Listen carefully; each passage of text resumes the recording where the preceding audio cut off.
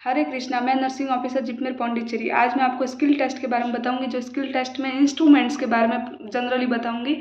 Instruments के photos नहीं होंगे भाई, इंस्ट्रूमेंट्स रियल होंगे। वहाँ पे लाइव इंस्ट्रूमेंट्स रखे जाएंगे जो जिसमें ब्लेड्स हो सकती है, सर्जिकल इंस्ट्रूमेंट्स हो सकते हैं। ओबीजी के मोस्ट ऑफ ओबीजी और सर्जिकल होंगे। मेरे टाइम में तो यही थे, अभी पता नहीं चेंज हो सकता है। और भी कई कुछ क्या बोलते हैं, डोजेस भी हो सकती है, कुछ इंजेक्शंस भी हो सकते हैं, वो कुछ भी हो सकता है। इंस्ट्रूमेंट्स रिगार्डिंग मतलब सिर्फ इंस्ट्रूमेंट्स होंगे ये नहीं बोल सकते हैं। हमारे टाइम में तो सारे इंस्ट्रूमेंट्स ही थे। एक शायद कुछ अलग था, वो मुझे याद नहीं आ रहा है वो क्या था, बट कुछ अलग था। बट मतलब 10 वो सारे रखेंगे सामने नंबर वाइज। हाँ एक बात, इंस्ट्रूमेंट्स ना वो जो लगे होंगे वो ऐसे लगे होंगे, मतलब कि सीरीज वाइज नहीं लगे होंगे। आपको 1 से 10 तक ऐसे लिखना है। अंदर से वो पेपर देंगे, उसमें लिखा हुआ होगा 1 to 10। तो आप वो सीरीज वाइज नहीं होंगे, पहले पे छठा होगा तो आपको है ना वो 6 नंबर पे ही लिखना है। कहने का मतलब अगर फर्स्ट नंबर पे इंस्ट्रूमेंट है तो जैसे फर्स्ट नंबर पे चिटिल फोर्सेप्स रखा हुआ है, एज ए एग्जाम्पल मैं बता रही हूँ, वो उसके ऊपर नंबर लिखे होंगे 6। आप ध्यान से देखना, 6 नंबर है मतलब वो छठे नाम पे ही आना चाहिए, वो पहले पे नहीं जाना चाहिए। समझ रहे हो मेरा मतलब? मैं आपको सीधा एक एग्जांपल देती हूँ। आपने कई ऐसे गेम खेले होंगे जिसमें है ना ये होता है कि जो अदला बदली हो जाती है, यानी कि सीरीज वाइज नहीं होता है, डिसेंडिंग ऑर्डर नहीं होता, असेंडिंग ऑर्डर नहीं होता, ऐसे ही उल्टा फुल्टा रख देते तो आपको अरेंज करना होता है। वैसे ही इंस्ट्रूमेंट्स का हाल है। आपके सामने इंस्ट्रूमेंट सारे रख दिए जाएंगे, वो नंबर उसके ऊपर छोटे से नंबर की एक चिट लगी होगी। अगर वो पहले नंबर पर अगर 10 नंबर का इंस्ट्रूमेंट है ना तो वो 10वें नंबर पे लिखना है, समझ गए?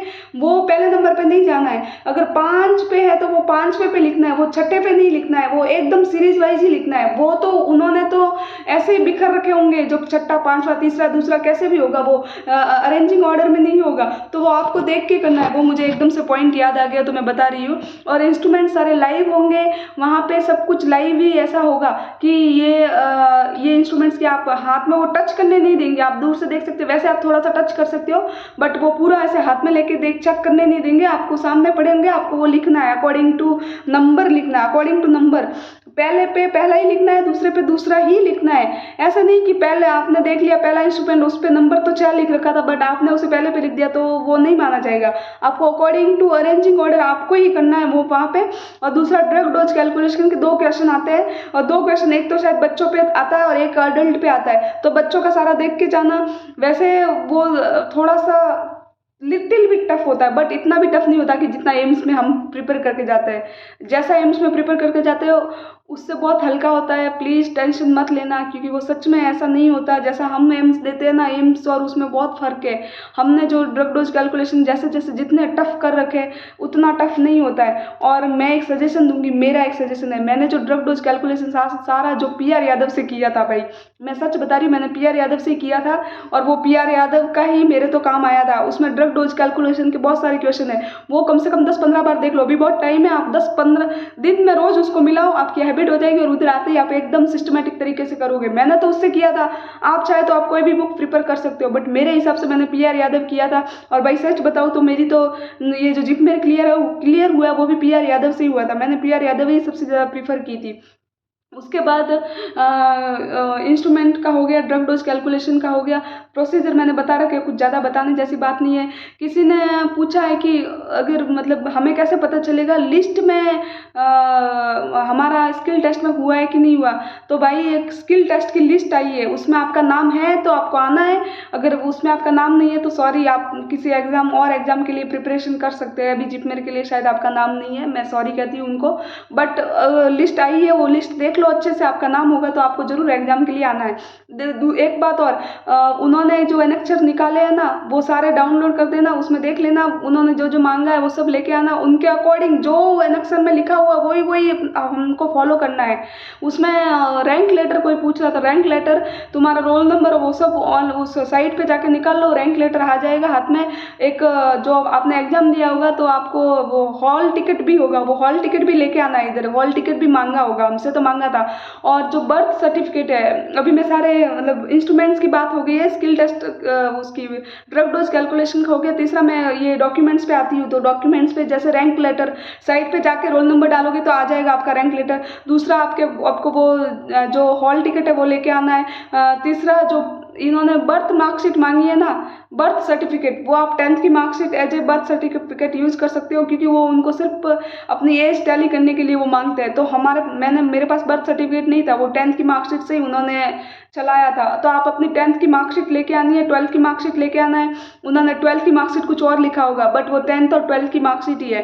10th 12th मार्कशीट, डिग्री, 4 साल की अपनी सीट्स लेके जाना, और प्रोविजंस, जिसके पास डिग्री नहीं है वो प्रोविजन सर्टिफिकेट पक्का लेके जाना, और डोमिसाइल EWS का सर्टिफिकेट है, वो EWS का सारे सर्टिफिकेट्स लेके आना, जिसका जो सर्टिफिकेट लग रहा है ना वो लेके आना, और रैंक लेटर ये सब जरूर पक्के से लेके आना, और वो जो जिपमेर का हॉल टिकट वो भी पक्के से लेके आना, वो मांगेंगे वो लोग, और शायद लिखा भी होगा, उन्होंने जब डाला होगा तो वो सब लिखा होगा। और स्किल टेस्ट 8 बजे से शुरू होता है, लाइन लगती है, अंदर जाते हैं, अंदर जाने के बाद वो सारा सब देखते हैं, उसके बाद लास्ट में वो स्किल टेस्ट होता है। मेरा स्किल टेस्ट हुआ था, मैं 8 बजे की आई थी, मेरा स्किल टेस्ट 4 बजे हुआ था। तो आप सोच लो कि मैं मतलब 7 बजे आ गई थी डर के मारे कि भाई कुछ क्या, बट 8 बजे आप फिक्स आ जाना। और जिपमेर हॉस्पिटल बहुत बड़ा है, और वो पीछे होता है, मतलब जो हॉस्पिटल है उसके पीछे जो नर्सिंग कॉलेज बना हुआ था उस कॉलेज में होता है। तो आपको वहीं पे जाना है, आपको कोई घबराने की बात नहीं, उधर हर जगह गार्ड्स होते हैं, वो आपको बताते जाएंगे, आप जाते जाना। बस चल के भी जा सकते हैं, और वैसे अंदर तो वैसे ऑटो वोटो की जरूरत नहीं, आप चल के ही जाना, थोड़ा सा जल्दी आना, तो आप बाई वॉक भी जा सकते हैं। बस यही है, मैं यही बताना चाह रही थी। बहुत सारे लोगों की क्वेरी है, तो मैंने ये बता दिया कि इंस्ट्रूमेंट्स का फोटो नहीं होगा, लाइव होगा, लाइव एकदम वही पड़े होंगे। नर्सिंग कॉलेज में अपने को जैसे जो गवर्नमेंट से होगा उसको दिखाए जाते हैं ना, हर बार MSN वगैरह हमारा जो क्या बोलते हैं वो होता है, प्रैक्टिकल होता है, तो हमें अंदर ले जाते हैं प्रैक्टिकल रूम में, तो वहाँ दिखाते हैं, वही सब यहाँ भी होंगे। तो आप देख के आना, और वो नंबर का भूलना मत, सीरीज वाइज नहीं होंगे वो, ऐसे ही कैसे भी बिखरे रखे होंगे, आपको बस अरेंजिंग ऑर्डर में लिखना है। ठीक है, यही मैं बताना चाह रही थी, मैं शायद कल भूल गई थी, और आप ऐसे मैसेज करते रहो ताकि मुझे याद आता रहे कि क्या क्या करना है। मैं भूल रही हूँ, मैं भी बहुत सारे पॉइंट्स भूल जाती हूँ। तो बस ये स्किल टेस्ट का हो गया, इंस्ट्रूमेंट्स का हो गया, सर्टिफिकेट्स का हो गया, और रैंक लेटर का हो गया, ये सब हो गया। और कुछ क्वेरी हो, कुछ प्रॉब्लम हो तो बताना। और स्किल टेस्ट की लिस्ट आई है, उसमें जिसका नाम है उन सबको आना है, इधर स्किल टेस्ट देना है, और अच्छे से देना, घबराना तो बिल्कुल भी नहीं है, कुछ नहीं है, मैं बता रही हूँ, सच में कुछ भी नहीं है। अगर आपको इतना सब पता चल रहा है ना, तो ये भी बहुत बड़ी बात है, ये आपको सच में बहुत हेल्प करेगा। बाद में ही आपको लगेगा कि हाँ सच में ये बहुत हेल्पफुल था। अब पता नहीं उनका पैटर्न बदल जाता, मुझे गालियाँ कोई मत देना, क्योंकि इनका पैटर्न कभी जैसे एम्स पैटर्न बदलता है वैसे ये भी बदल सकते हैं, ये नहीं पता। बट जहाँ तक है स्किल टेस्ट जैसे होता है स्टेशन वाइज जैसे ही होगा 99%। अब 1% किस्मत, कुछ भी हो सकता है। ओके, जय श्री कृष्णा, थैंक यू।